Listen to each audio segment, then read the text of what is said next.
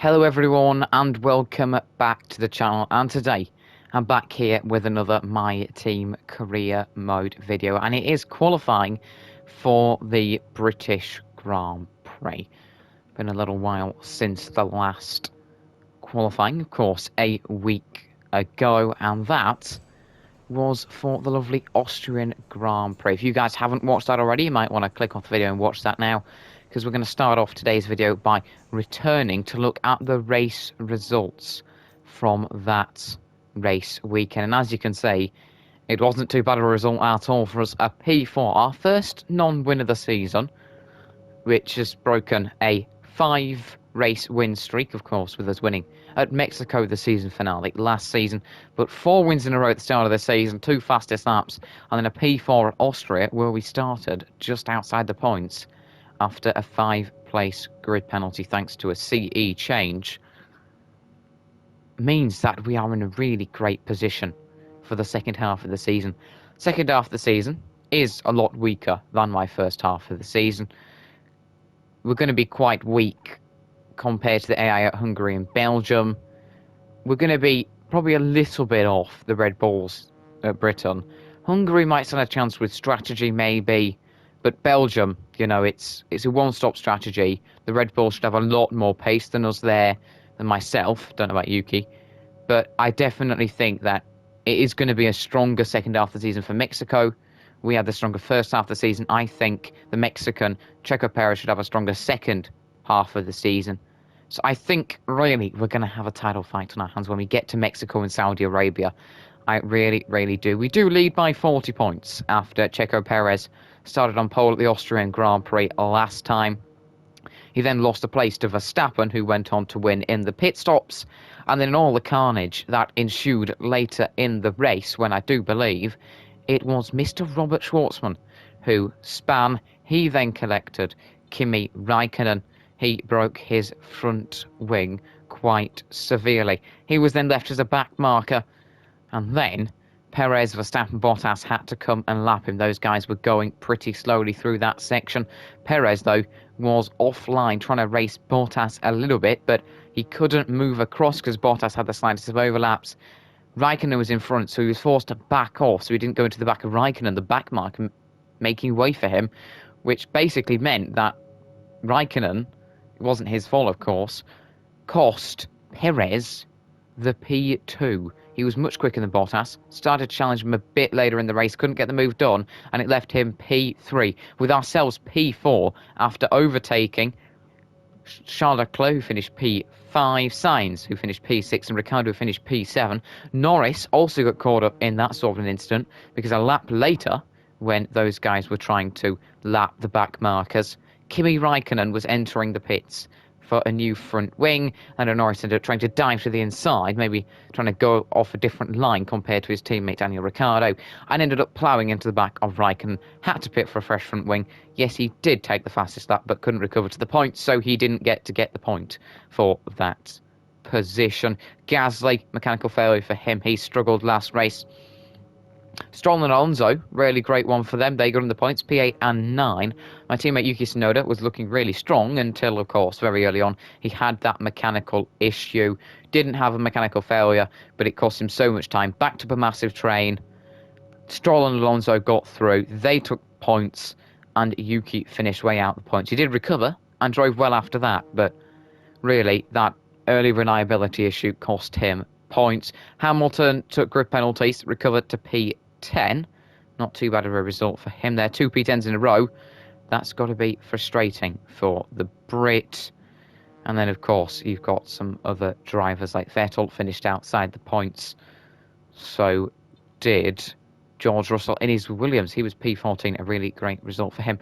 But having a look at the standings in a greater order, we do have a good lead over Perez, as I've said, but that will probably go into his favour a little bit in the next few races, and he should be able to catch up to us. Verstappen still within a shout of fighting for the title on 57 points. He'll need a lot of good results, but that win last time out has really helped him. Bottas might be a bit too far back, 8 points off Verstappen. He could well be out of the championship running. Hamilton pretty much is now, 34 points. He has got a lot of catching up to us. He could still overtake Bottas, Verstappen, maybe even Perez if Perez has a disaster. He's 40 points ahead, but considering we're 80 points ahead of Lewis, I think it's pretty much over for Hamilton to be able to take it this season. Bottas looking unlikely to retain his title. Then the Ferraris and the McLarens way down the order with Pierre Gasly because Vettel sits up there with Stroll and Alonso. Those guys have been perfecting the one-stop strategy. And those guys sit behind the Red Bulls, Mercedes and myself, but ahead of the Ferraris, McLarens and Pierre Gasly. And also my teammate in there just behind Sainz. Look at Vettel. He has got 31, Stroll 28 points, Alonso 27, Tsunoda, my teammate's got 20. So those guys on the one-stop strategy have been perfecting it. They'll struggle a bit because it will be probably a one-stopper for all in Britain and similar at Belgium. Mexico will be a two-stopper, I think, along with Hungary, this providing no rain, and a one-stopper for Saudi. So the likes of Sainz, Leclerc, Ricciardo, Gasly and Norris will be able to capitalise on the one-stop-for-all strategies and be able to get some good results. They're not that far back, but Sainz only on 21 points, Leclerc only on 20, Ricciardo on 19. Those guys really struggling here, quite a chunk behind Hamilton at this point. So they're not really going to be able to rival those guys as much, but Norris has had a horrible season to start with, and so has Pierre Gasly. 8 points for Pierre, 7 for Lando, and they're really dropping away from their teammates and struggling quite a bit. In terms of the constructors, though, we have an absolutely lovely lead. I say it's an absolutely lovely lead. We've got a lead of 3 points, but I'm saying it's absolutely lovely because I didn't think we'd be anywhere near the top. My target was top 3, to finish ahead of the Ferraris and the McLarens, and that's certainly looking very likely. We have 134 points at the moment, 3 ahead of the Red Bulls. They'll probably overtake us with a stronger second half of the season. Yuki not really scoring as actively as ourselves, but Mercedes dropping away from being able to retain their Constructors' title. 83 points at the moment, struggling quite a bit off the back of Red Bull. Meanwhile, then you've got the midfield fight, and it really is one. Ferrari sit P4. They're starting to recover, starting to get points on the board with 41 points in the battle for P4. AlphaTauri only 7 points behind there. They're looking pretty decent at the moment, ahead of Aston Martin, Alpine, and then McLaren P8 with just 26 points. I'm sure they'll be able to recover to top 5, but McLaren have had a horror of a start to the season, with 19 of those 26 from Danny Rick. So down in P8, not where you expect them to be. Certainly not where the car is. You'd expect them, though, to fight back up towards Ferrari, but they're already quite a bit behind, and Ferrari won't really be competing with Mercedes this season with that massive gap. Williams, Alfa Romeo and Haas still yet to score, but that is your standings. It's going to be a spicy second half of the season. Anything can happen, though. Maybe even rain could spice it up. That could decide the championship. Grid penalties, mechanical failures. It is certainly not over yet at all with half of the season left. ICE, MGUK, MGUH, ES and TC. That's short for all those. They're fine. 45% wear on the CE. I took a grid penalty as a precaution last weekend. We can have a fresh one this weekend if we want, or we can take another component. Doesn't really make a difference. It is my home GP, so I wouldn't mind taking one, but I think we're fine with that. We're going to stick with all these engine components. No grid penalties this weekend. The gearbox, 5 out of 6, only 51% wear. We'll be able to scrap that pretty soon. In terms of R&D, we have got another upgrade in. One coming in for the 10th of July. That will make it, hopefully, providing it doesn't fail. And we are ahead of Ferrari and McLaren, so really nice for us. A lot of R&D in the bank, and we can now do ultimate upgrades. As you can see, an ultimate brake upgrade there. An ultimate weight redistribution. There we go. And weight reduction upgrade ultimate there. And then same on the tyre wear. But because we haven't got many upgrades on the brakes, we are going to try and rush it for the Hungarian GP. An ultimate brake upgrade. 1,900 R&D into that. We are going big at the moment. What is happening in terms of our departments? Not much, to be honest with you here. Really isn't that much happening at the moment. I'm tempted to save up for a Spec 3 on Aero a little bit more. I think that's what we'll do. We have got some activities going, by the way, too. Oh, and a lovely looking event here. All green, all positive there. Snow is due to do an in-house shoot to promote some merchandise today, but the opportunity has come to have a personal spotlight with a big news outlet. We can fulfill in one. Which should it be? Team Acclaim or cash? I don't think we're fine on cash. We've got loads of cash at the moment. Let's go for my second driver Acclaim. I want to get Yuki going a little bit further. Definitely want to make him a good driver at the team. Be able to maybe, I don't know if we're going to keep him for next season or not, but maybe be able to get him a bit higher up in F1. Looking pretty good on the focus there too. Sadly though, it has failed for this weekend. The rear wing end plates for downforce, and that will be lucky if we can get it in for Hungary. We should be able to get enough R&D to get it from Hungary. But a real shame in the aero. That's going to allow Ferrari and McLaren to catch back up to us with no more upgrades coming in. Let's see if they bring any in. At least everything else running pretty smoothly. Let's see, what do we got? Alright, so we've got enough R&D to be able to redevelop this. Will it be in Hungary? Yes, it will. That is fine. So we will be able to get that upgrade in on the rear downforce for Hungary, which should help us a bit, because that will help us just to stay ahead of Ferrari and McLaren. We are ahead of them heading into this weekend. We will have a look at the R&D graph, but thankfully we have stayed ahead. Red Bull, though, taking more strides out front, further away from ourselves and Mercedes. How's my teammate doing? Still 87 rated, still 87 focus, 81 pace, not too bad there. Having a look at them, you can see we are looking at Leclerc and Norris again. Had a look at them last season. Focus-wise, Bottas, Hamilton up there, Leclerc, Perez up there. In the 90s, Alonso. Ocon, really high. Gasly's struggling a bit with his focus. Russell and early in the 90s. Got some nice focusers. And, of course, Nikita Mazepin, only 70 rated. Yet he's somehow got a focus of 92, yet consistently finishes last. Well, that's just life, isn't it? But as you can see, we've gone through what happened last race. We've no engine penalties to take for this weekend, which is certainly something nice and refreshing. And then, of course, we've gone through the R&D, plenty of cash in the bank. Still thinking about whether we're going to go for another fabrication. Definitely think that might actually be a good upgrade to go for, and it is still a little bit of a wait until when you start thinking about a teammate for next season.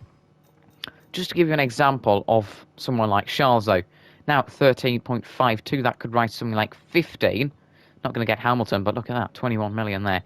Really, really quite high on the prices, but we do want to get Spec 3 for Aero, so we are going to go for that upgrade. Then we're going to start saving up. I know we don't have enough for my teammates' contract renewal, but that is still way off. But we are going to start saving up pretty soon, so that we've got enough for either a new teammate next season, or if Yuki starts to find some form in the second half of the calendar, him once again. But as I've said, that is pretty much everything done for the R&D before we can get into having a look at the graph and then, of course, qualifying. But before we do that, don't forget to hit the like button and subscribe to the channel if you haven't already. But now it is time to move on to having a look at that lovely R&D graph. To be honest, heading into this weekend, I thought Red Bull had actually started to pull away a little bit, but actually Mercedes are catching back up. Looking at the graph, the gap between those two has been pretty much closed up, so interesting one there. Red Bull pretty stalled on the upgrades since France, and Mercedes back up there to be able to compete with them. They'll be looking to get some decent points this weekend to negate that gap in the constructors' standings. We are a bit further ahead of Ferrari and McLaren. It's starting to split up a little bit. We have taken the front of this little train in the R&D ahead of Ferrari and then McLaren. Starting to drop away a little bit. Have to say they're starting to struggle off the back of Ferrari after a decent start compared to Ferrari. That they're starting to drop away a bit there, and you can see they are at the bottom of this mini train. Not too big of gaps in between them, but we do lead it, and the gap between us and McLaren is quite big. the gap between us and Ferrari isn't that big, and the gap between Ferrari and McLaren isn't that big. So that should be pretty close, but we should have a good advantage over McLaren this weekend. Aston Martin and AlphaTauri are pretty much side by side in the order. Those two have probably got an upgrade in each and are pretty much identical in terms of the gap between them to last weekend. There is no gap. It's going to come down to on-track driving and also how the car goes at this circuit, in terms of the upgrades. What upgrades are going to suit Silverstone. But those two very, very close. And then Alpine back ahead of Alfa Romeo for the first time since Spain. They've taken the lead in this one, I do believe. You can see they're just a little bit ahead. No gap there. Once again, that will come down to the on-track battles. But they're starting to drop a little bit away from Aston Martin and AlphaTauri. So not as close. Looks like they'll be in their own fight this weekend. And two teams that have been in their own fight for pretty much most of the season now is Williams and Haas, both sitting at the back. The car really disappointing for those two. Haas ahead of Williams, which got to be nice for them, starting to make some inroads on the main sort of pack, but they're just sat at the back, aren't they? Haas and Williams way off any of the cars, so slow really. The machinery that Mazepin, Schumacher, Russell and Latifi have at their disposal, but they'll have their own fights in between those two teams, which you've got to enjoy. We've seen that so many times this season. Latifi fighting with the likes of Mazepin, sometimes Schumacher fighting with Russell. You've got to love that. Plenty of action on track between those guys, but still towards the back. So in terms of a roundup, Red Bull and Mercedes looking closer than before. That will probably come down to the driving itself and who's suited to this track. Ourselves getting ahead of Ferrari, McLaren and AlphaTauri, making inroads on Red Bull, not so much on Mercedes, but Ferrari in the middle of that train ahead of McLaren, who are dropping a bit further back down to AlphaTauri and Aston Martin, who are pretty much the same in terms of their car performance. They could get in the mix in the higher midfield, definitely with those cars improving, and they are pretty much identical in terms of the R&D this weekend. Similar for Alpine and Alfa Romeo, a little bit off the back of that, and then way off the back of that, Haas and Williams side by side. But two things. Rivalry against Checo Perez, 4 races remaining, and well, we have 11-10 lead in this one. This could be a little bit difficult to keep that, of course, with Perez's stronger tracks maybe compared to us coming soon, but 4 races remaining. That means we've got Silverstone here today, then we'll have Hungary, Spa and Mexico. It's going to be quite hard to win this one, but against our title rival, you've got to love having a rivalry against them. But 11-10, it is looking pretty close as we head towards 30 with 4 races left on this one. And of course it had to happen, didn't it? Qualifying and race are both heavy rain conditions. Let me bring it up here. That's not going to help us. No, that isn't going to help us. So we don't have the weather forecast just yet. I might be able to tell you in quali in terms of what it's looking like for the race. But as you can see, wet qualifying looks heavy rain. Race looks heavy rain. Maybe we get to dry. It would spice things up a bit. But as you can see, it's playing into maybe Checo's hands. He's going to be quicker and we're not going to be able to make many inroads on him in the race in terms of overtakes. And certainly proving like a difficult second half of the season now. Of course, no, Austria was at the first half of the season, but that was pretty difficult with it being wet in the race. Started to find a rhythm. It's a track I don't mind it being wet, but Silverstone hoping for a dry race at our home Grand Prix. Always creates better racing in the dry, in my opinion, because you've got the DRS zones to get great side-by-side action to Brooklands and Luffield and through Maggots and Beckett's and then Chapel. You've got to love that, but it will be a wet race in quali. That throws a spanner in the works. We'll have to wait and see whether that plays perfectly into our hands or it comes crashing down on us. But of course now we're going to move on to some lovely qualifying. It's wet. It really, really is here in Q1, as you can see. Full wet tyres have been fitted and it doesn't look that fantastic outside. Hamilton is heading out the pit lane as we speak. He'll be needing a good weekend at his home Grand Prix. Usually dominates round here at Silverstone in real life, especially in that lovely Mercedes. And now that's catching up to the Red Bull. Can he get a good one this weekend? That will be interesting. But as you can see, in these wet conditions, it's absolutely bucketing it down. Plenty of standing water. Very, very slippery out on track. He's being joined by Giovinazzi, Ricciardo, Tsunoda out on track right now. As you can see there, in terms of the power units, we are fitting the CE. Changing that a little bit there. We were originally going to go with that one. That's now 56% weight. I'm playing it cautiously this weekend so we don't have a mechanical failure and put extra wear on other things and things like that. Playing it cautiously. We're fitting a brand new component. That will take a little bit of time, but I definitely think it's worth it. There will be no penalty because it's already had a penalty taken for it. No, well, that's actually one of the allocated ones, but we don't need to take a penalty for it, basically, and we're not in park firmly conditions yet because we haven't gone out. So we're going to be fine with that. We are going to be delayed a little bit in terms of getting out, but it will be the full wet tyres when we do get out there. It's Hamilton, Giovinazzi, Ricciardo, Tsunoda, Sainz, Verstappen and Vettel currently out there. They'll be joined by a few more, so we'll be going out a bit later, but we'll still have plenty of time to set a couple of laps on the wets. We do get given 2 allocated for qualifying and then 1 for the race. We won't need that because the race is going to be intermediate conditions. You can see in qualifying that Q1 will be full wets. Q2 will be wets. Maybe we get onto the inters because that is in 30 minutes until we get onto the inters. So whether we'll get onto the inters or not, I'm not entirely sure. However, I think we might get onto the inters. It might be a wet to inter session, that one, because there is a lot of standing water to be cleared on track before we can get onto the inters. But I think it will be inters. I've worked it out, we've got 3 given at the moment, 1 for the race, but it will be an intermediate condition race, so we're going to want to save 2 for that, so we'll have 2 sets of intermediates for quali, so probably 1 to use in Q2, and then Q3 will be inters conditions, so we can use that then. But the repair time has been completed pretty much, and we can get out on track for our first lap in these pretty horrific conditions. It certainly isn't looking great at the moment. It is very slippery out on track, and as I'm sure you can see, there's a lot of standing water. It's bucketing it down, so that's going to just add to the standing water.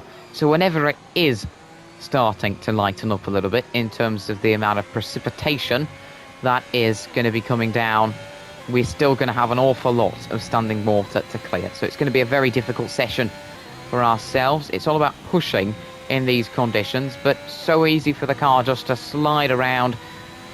It is really, really difficult in these conditions, I have to say.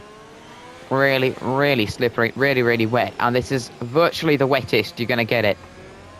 Virtually the wettest. It's monsoon-style conditions at the moment on our first flyer here, and it'll probably take us this lap to get used to conditions. Plenty of drivers coming back into the pits this lap. They've completed their laps already. Of course, with us going out a little bit later in the session, we're sort of setting our laps in between the first laps for people and the second laps.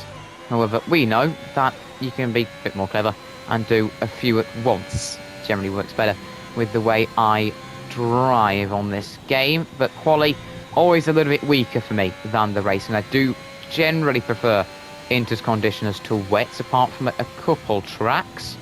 Spain, I do prefer full wet conditions than inters.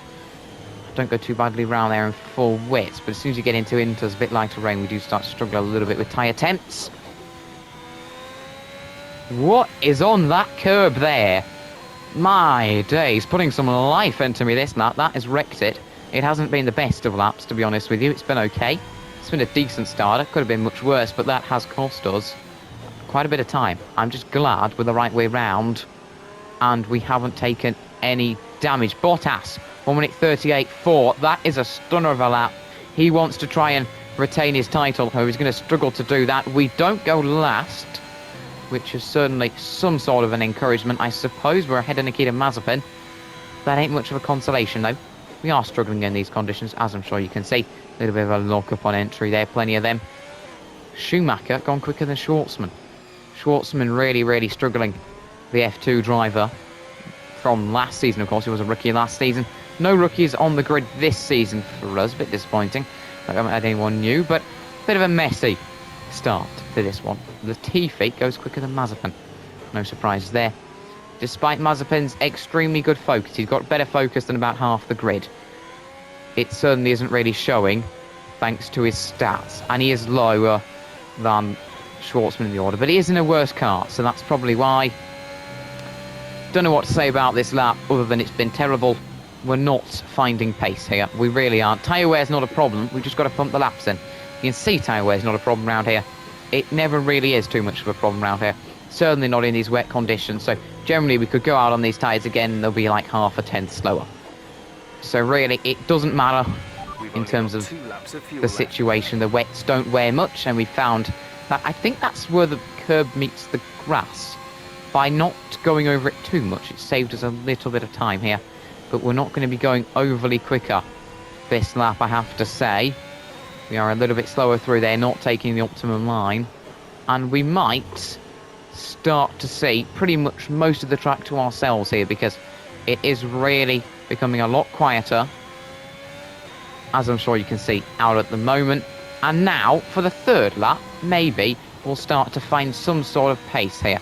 Maybe we'll start to just hook it together. We need 3 good sectors so far. We've really lacked with the 3 good sectors. I've maybe had 1 good sector and then just really messed it up in the other 2. And once again, running really wide on the exit there. We are struggling to find any sort of grip here, and that's costing us. We've got to be a little bit cleaner through the first sector, and at the moment it is really, really difficult. I feel like we're going to struggle to get out of Q1, never mind thinking about Q2 here, because these conditions are just so horrific. The AI are perfectly fine in them, yet they are so difficult to drive.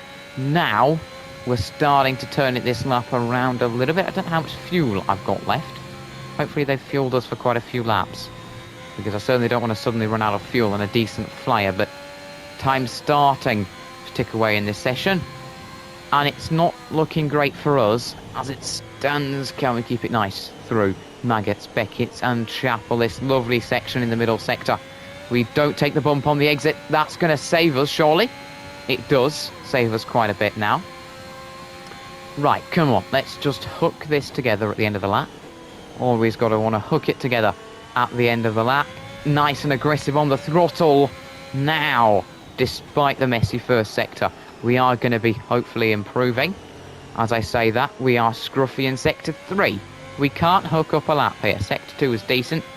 Sector 3, a little bit fluffier. P17 is just not safe. That is not a safe position to be in. Not where we want to be. And I don't really know what to say in this quali session. It's just not coming to fruition. Anything that we try is just ending up with us in the mud. But oh, look at that. That is one of the mistakes we've been making. And despite a slower start through there, we've really made it up. And we're going to go for this lap. And hopefully that might get us out of the drop zone. It has been quite a long one. In terms of how long we spent out on track here. The car, I'm sure, is screaming for a bit of a break. The tyres, though, certainly aren't. They're happy. And in terms of temperatures, not too cold, which can be a little bit of a problem when it's in conditions like this. But you can see the rain maybe lightening up a tad, but still plenty of standing water out on track. If we can improve by maybe about 4/10, that would be really helpful. We weren't that clean through the final sector last lap, so if we can neaten that up, that would certainly help us out quite a bit. Nicely through there. Went a bit over the grass, but kept it under control. And as we head towards the end of the lap, if we can just nicely and smoothly get it through here. Oh, the car sliding a little bit there. Sliding and sliding and sliding. Let's see now, the right-hander coming up soon. Got that right. Final corner. Can we carry the traction through? Yes, we can. That's going to make it 6.5 tenths, P14. Not where we want to be, but it is quicker. Let's return to the pits. We have improved after a long slog of trying to put in some sort of a decent lap. When we got back to the pits, had a little look, and I have to say, it was looking a little bit of a situation where we were sort of on the edge of whether we should go again or not. and a lot of the cars already heading out on track, so we would have had just one lap, and there's no guarantee we would have improved, so I didn't go out again. And I don't know if I've made it through. Oh, God. It's going to be close.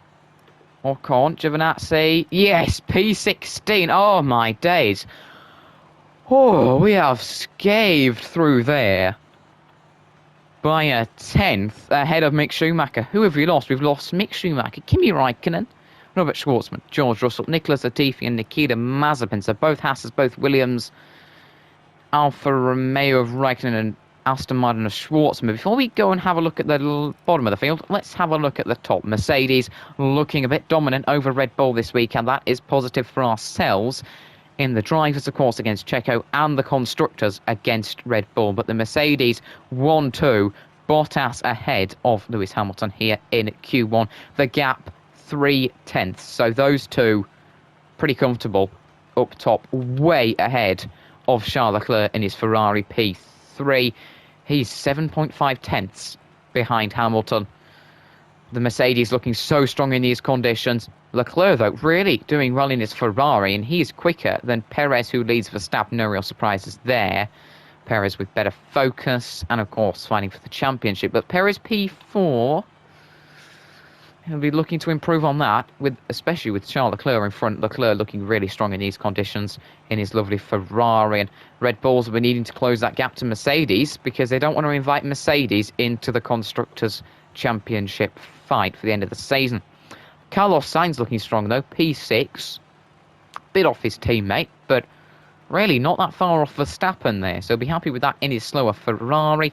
Alonso clearly must have gone again, P7 for him, outperforming that Alpine. It ain't the greatest of Alpines, his teammate Esteban Ocon down in P14, but Alonso absolutely outperforming that car again, to be only just about a second off Valtteri Bottas's very good pace there, 1 minute 38.494. Lance Stroll, P8 for AlphaTauri, ahead of his teammate Gasly. I don't know if Gasly went again, but really great for Lance Stroll to be ahead of Pierre. Really getting some good results this Stroll, the Canadian, starting to get some good results in there.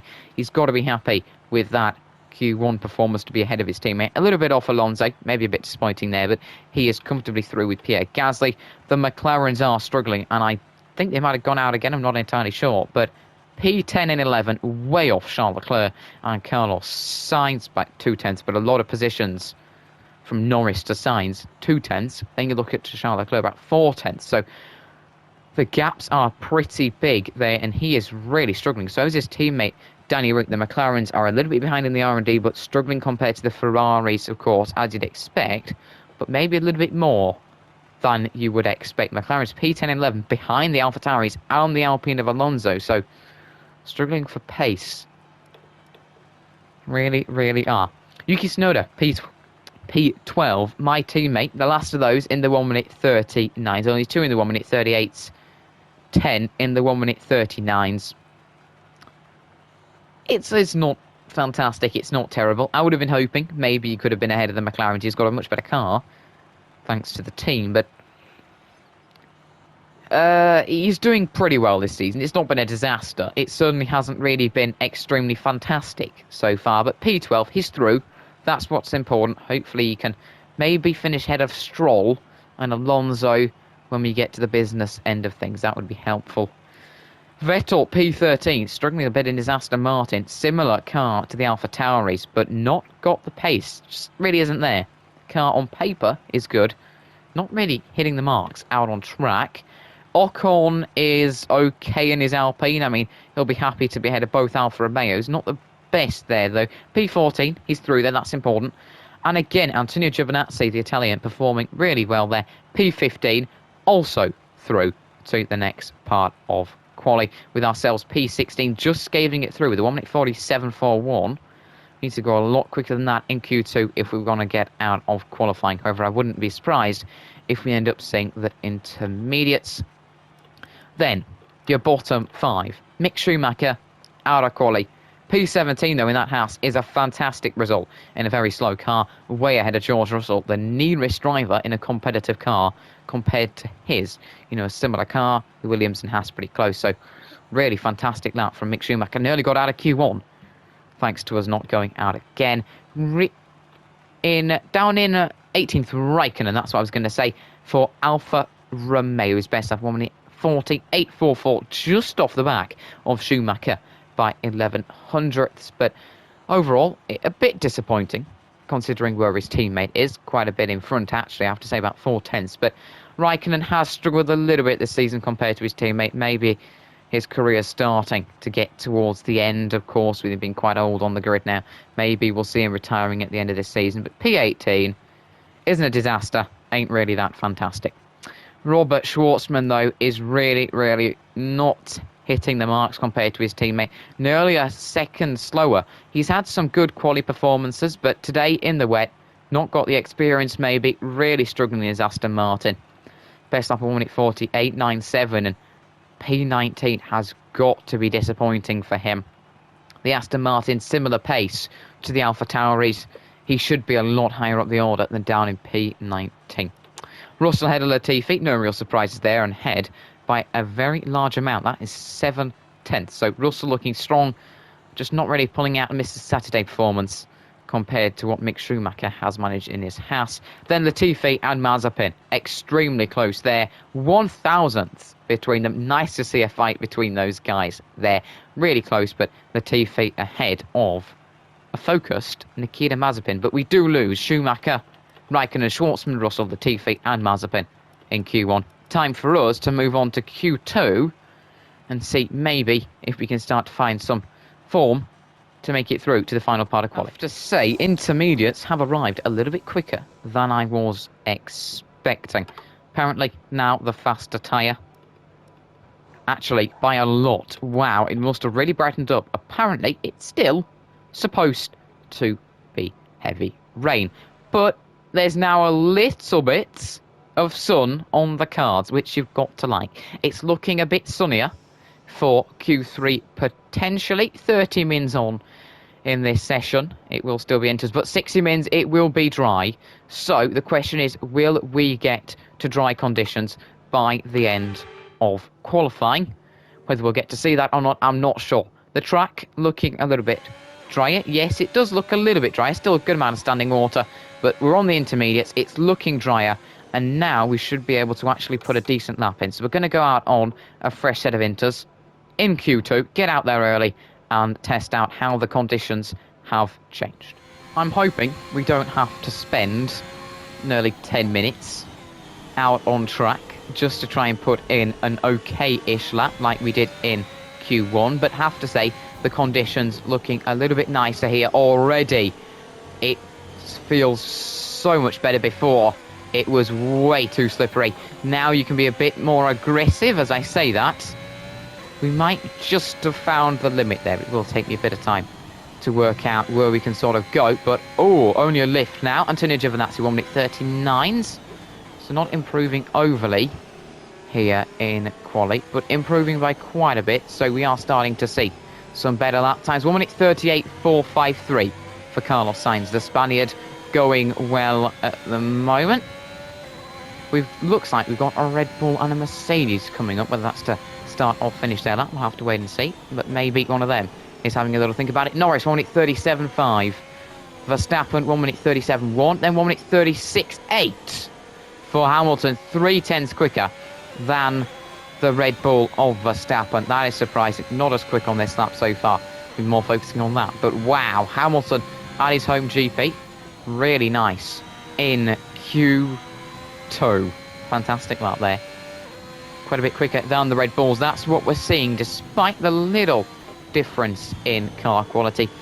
The Mercedes drivers going really strong, because of course it's been a bit weird this season. It really has. Last season Red Bull had the better car for most of it. Mercedes outperformed them.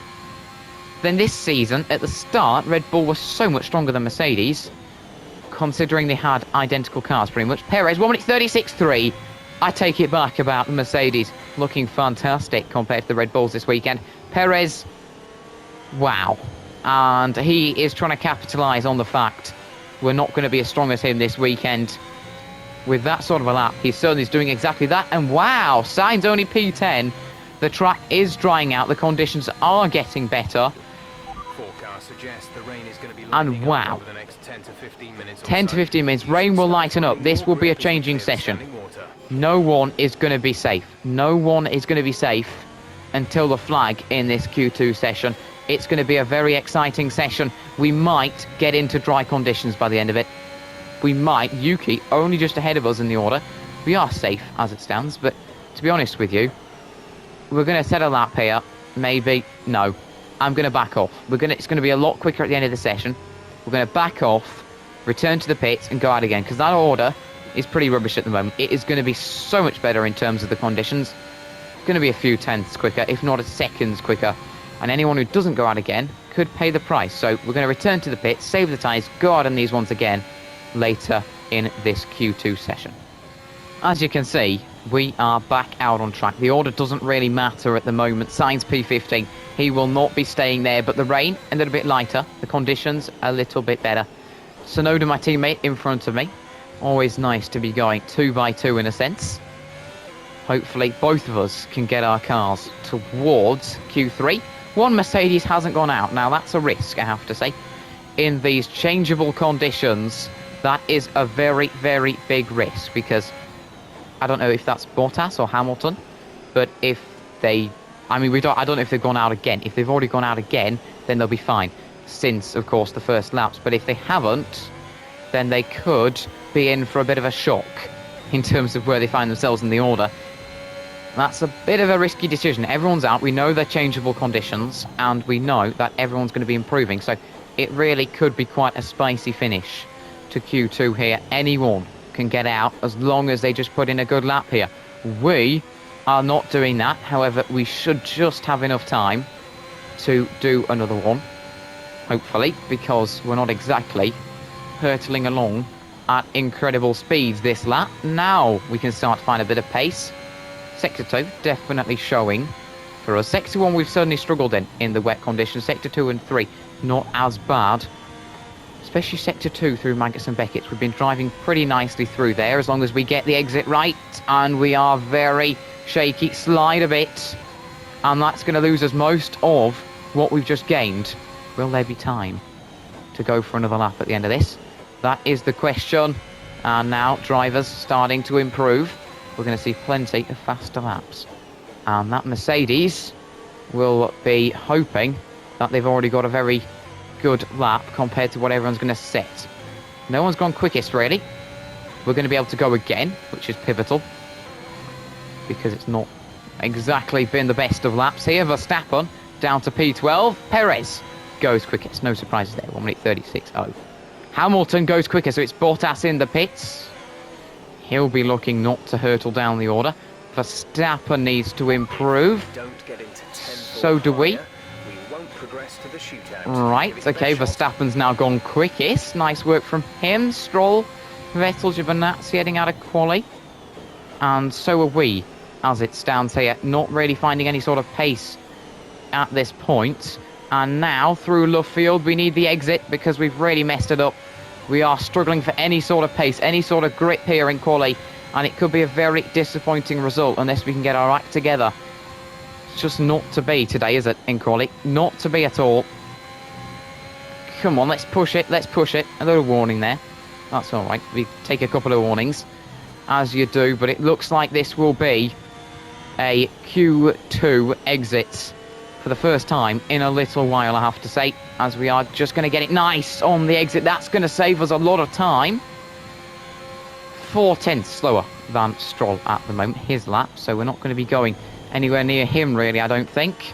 And now, can we finish this off nicely? This is, of course, our last lap. We're not going to get another opportunity to go and put something down, so it has to be the lovely finish that we need here.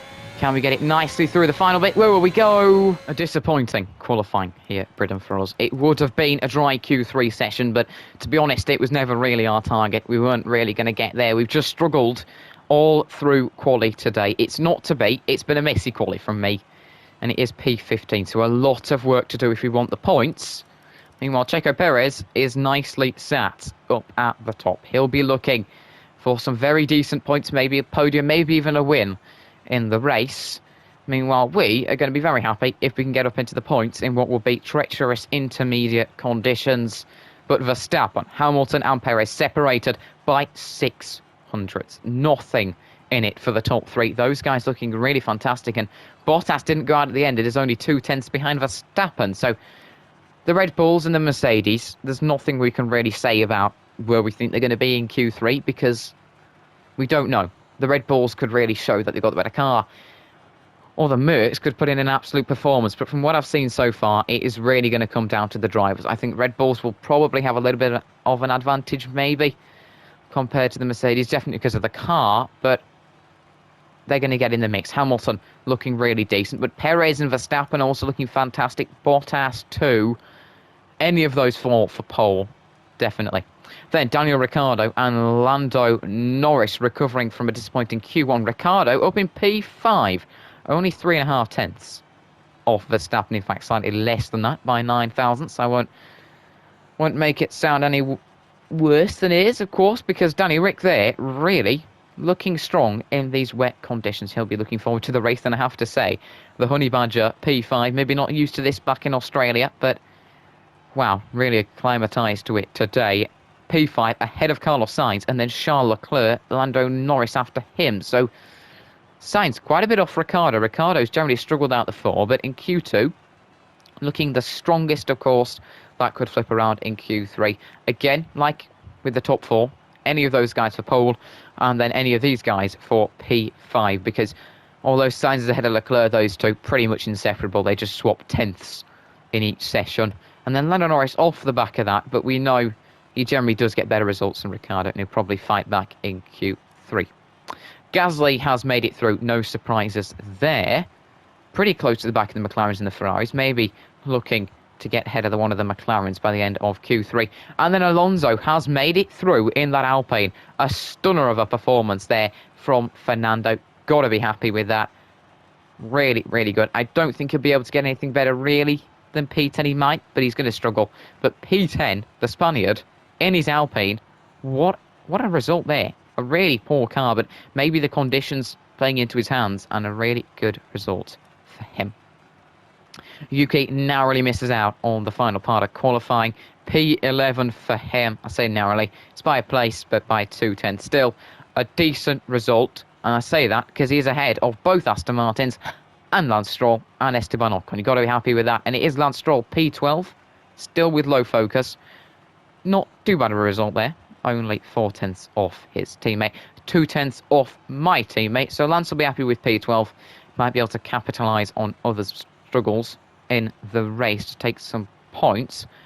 Ocon in his Alpine will be very happy with that P13. He struggled in that car. Not really surprising considering the quality of it. But P13 for him. Exact same lap time as Lance Stroll. So I don't know how they decided that. But Esteban Ocon, really, really, really decent for him. And it's nowhere near his teammate, really, is it? He's 4 tenths quicker. But Ocon struggled, so nice to see him getting a good result. Yes, he's out in Q2, but you would have expected that.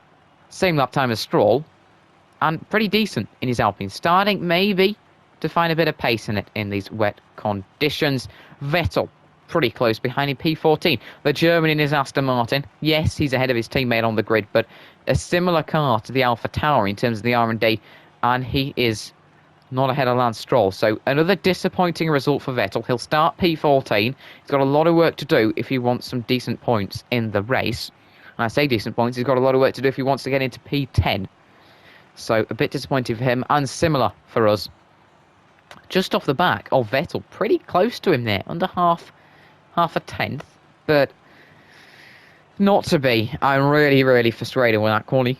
You have bad qualies, and that was certainly one of them. We're generally not the best when it comes to quali sessions, and that really, really did show there. We struggled in those interconditions. I couldn't hook up Sector 1, 2 and 3. Sector 1, I just couldn't get it right. Couldn't get Sector 1 right. It cost us so many times, and in the end, based off of 1 minute 37.1, gives us our worst quali result of the season. Out in Q2, P15, and Perez will be licking his lips. Now, the gap 1.2 seconds to Max Verstappen. Oh, so frustrating there. So frustrating for us not to be at all. P15, we only managed to get ahead of Antonio Giovinazzi. Comfortably did that. He's about 7/10 behind us there. Great to see him in Q3. I wasn't expecting big things from him in that Alfa Romeo, but great to see Giovinazzi featuring in the second part of quali. But we are knocked out with our teammates, so no Dynamo Mechanics F1 cars in Q3 for the first time this season. And Perez and Red Bull, of course, they'll be looking to absolutely pounce on that in, of course, quali, Q3 and the race. Let's not forget, Perez wins. We don't get points. That lowers the gap to 15 with 2 difficult races for us to follow. But in terms of the Red Bulls and the Mercedes, we're not going to see the results of Q3, sadly, until we get to the race grid. So in terms of Red Bulls and Mercs, those guys, any of those 4 for pole. McLarens and Ferraris, any of those 4 for P5. I mean, Ricciardo looking stronger, but we've often seen him just really struggling Q3 compared to the others. That will be interesting. Gasly, can he get into the mix with the McLarens and the Ferraris? And then, of course, a really great performance for Alonso to get through to Q3. Can't see, as I've said, getting a fantastic result in that poor Alpine car. That's generally why. But we do lose both Dynamo Mechanics F1 cars from Q2. It is Yuki Tsunoda out in P11, then Lance Stroll P12, Esteban Ocon P13, Vettel P14, myself P15, and Giovinazzi P16 at the end of Q2. A real disappointment for us not to be today, but we've got plenty of work to do in what will be a wet race. Is this the turn of the championship? Checo Perez will certainly be thinking it is. It's his opportunity to gain on us this weekend as we struggle in qualifying. But of course, there you have it. It'll be interesting to see who takes pole. Will it be Bottas? Will it be Hamilton? Will it be Verstappen? Or will it be our championship rival, Checo Perez? Can Hamilton at his home race take pole position? Maybe take another win? Can Perez really gain on us in the championship? Those questions will be answered in the race video. And of course, can we recover from P15? Can my teammate get points? Plenty of questions to be answered, and that is going to create a very exciting, wet British Grand Prix. But if you guys have enjoyed the video, don't forget to hit the like button and subscribe to the channel. But P15 for us here today in Q2. A real shame, but there'll be plenty of work to do in what will be a wet race on the intermediate tyres. Thanks a lot for watching, and I'll catch you all sometime soon.